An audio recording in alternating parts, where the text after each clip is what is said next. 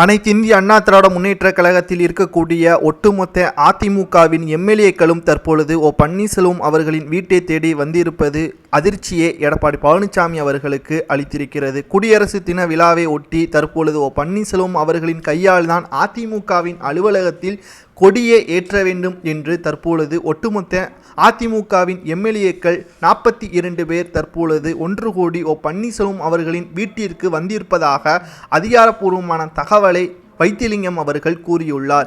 இதனால் அதிர்ச்சியடைந்த எடப்பாடி பழனிசாமி அவர்கள் என்ன செய்வதென்று தெரியாமல் தற்பொழுது கலக்கத்தில் இருப்பதாகவும், ஏற்கனவே எடப்பாடி பழனிசாமி அவர்கள் பன்னீர்செல்வம் அவர்கள் மீது இருக்கக்கூடிய கடும் கோபத்தின் காரணமாகத்தான் கட்சியிலிருந்து நீக்கப்பட்டதாகவும், அதிமுகவிற்கும் ஓபிஎஸ்க்கும் எந்த ஒரு சம்பந்தமே கிடையாது என்று இதுவரை கூறிக்கொண்டிருந்த நிலையில் வருகின்ற நாடாளுமன்ற தேர்தலையொட்டி இன்னும் 4 மாதங்களே இருக்கக்கூடிய நிலையில் பன்னீர்செல்வம் அவர்களுக்கு ஆதரவுகளும் பெருகி வருகிறது. குறிப்பாக பன்னீர்செல்வம் அவர்கள் நாடாளுமன்ற தேர்தலுக்கான பணிகளையும் தென் மாவட்டங்களில் குறிப்பாக பாஜகவிற்கு ஆதரவுகள் செலுத்த வேண்டும் என்பதற்காக சுற்றுப்பயணங்களும் மேற்கொண்டு வருகிறார். ஆனால் அதே சமயம் எடப்பாடி பழனிசாமி அவர்கள் தென் மாவட்டத்திற்கு செல்லும் போதெல்லாம் எதிர்ப்புகளும் பாதுகாப்பு படைகளுடன் தான் சென்று வருகிறார்.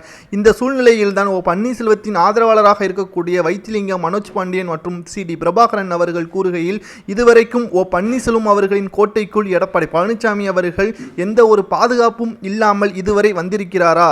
அப்படி ஒரு வேளை வந்திருந்தால் நிச்சயமாக அவர் தைரியசாலிதான் என்று நாங்கள் நினைத்து கொண்டிருப்போம். ஆனால் அவர் இதுவரையும் செய்த ஊழல்களும் சரி, கொலை கொள்ளை சம்பவங்களும் சரி, அவருக்கு இருக்கின்ற பணப்படைகளை வைத்து கொண்டுதான் அவர் பின்னால் இதுவரையும் முன்னாள் அமைச்சர்கள் இருக்கிறார்கள். நேர்மையின் பின்னால் எங்கள் அண்ணன் பன்னீர்செல்வம் அவர்கள் இருக்கிறார்கள் என்றும் தற்பொழுது பன்னீர்செல்வம் அவர்களின் கையால் தான் அதிமுகவில் தேசிய கொடியை ஏற்ற வேண்டும் என்று ஒட்டுமொத்த அதிமுகவின் எம்எல்ஏக்கள் வீட்டிற்கு வந்ததால் எடப்பாடி பழனிசாமி அவர்கள் அதிர்ச்சியடைந்ததை பற்றி உங்களது கருத்துக்களை கமெண்ட் வாயிலாக கூறுங்கள். நன்றி, வணக்கம்.